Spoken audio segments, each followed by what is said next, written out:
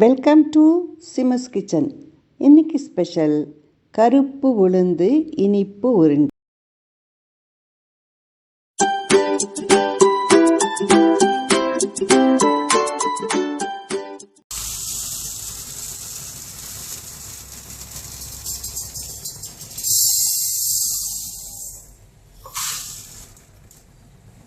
ஒன்றரை கப் இதால கருப்பு உளுந்து எடுத்துருக்கேன்.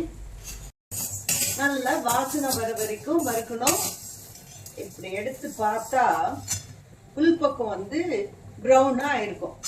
அது மாதிரி ஆகிற வரைக்கும் இந்த உளுந்த மிதமான தீயில கைவிடாம கலரிட்டு வறுத்து எடுத்துக்கலாம். பக்கத்துல ஒரு கட்டி வெல்லம் பாகு வெல்லம் இந்த கப்ல ஒரு கப் தண்ணி குத்தி கொதிக்க வச்சிருக்கேன். கொஞ்சம் கெட்டியான உடனே வடிகட்டிட்டு இதையும் எடுத்து வச்சுக்கலாம். அந்த கருப்பு உளுந்து பால்ஸ் செய்யறதுக்கு ஆகும். நான் இன்னைக்கு இந்த கருப்பு உளுந்து பால்ஸ்க்கு டெசிகேட்டட் கோகோனட் யூஸ் பண்ண போறேன். நல்லா ஆவிட்டோ இப்போ பவுடர் பண்ணிக்கலாம்.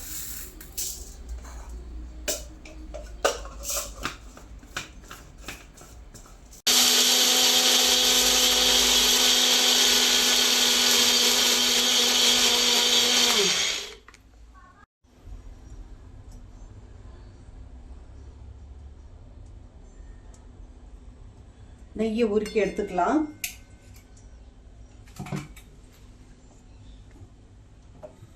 எடுத்துட்டு இருக்கிற டெசிகேட்டட் கோகோனட்டை ஆட் பண்றேன்.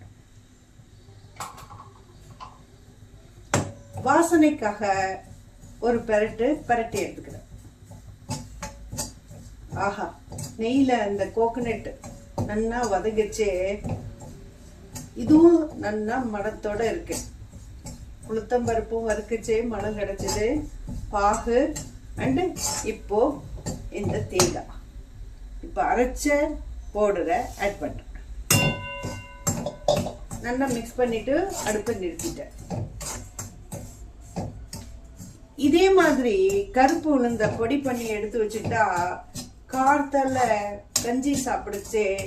அது ஃபில்லிங்கா இருக்கு அண்ட் பேக் பெயின், கால் வலியெல்லாம் குறைஞ்சு இருக்கு அப்படின்னு மிஸ்ஸஸ் கிருஷ்ணாபாய் மேடம் சொல்லிட்டு இருக்கோம். இப்போ தேவையான அளவு பாகு சேர்த்துக்கிறேன்.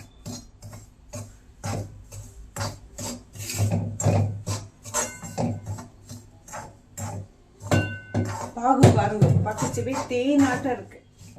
ரொம்ப நல்லா இருக்கு. குழந்தைங்களும் விரும்பி சாப்பிடுவாங்க. நான் ஏலக்காய் பொடி இதுல போடல, ஏன்னா பாகு வைக்கச்சவே அதுலயே ஏலக்காய் போட்டு கொதிக்க வச்சுட்டேன். நல்லா மிக்ஸ் பண்ணியாச்சு. இப்போ உருண்டை பண்ணி ரெடி பண்ணலாம். அழகா இருக்கும் இந்த உருண்டை.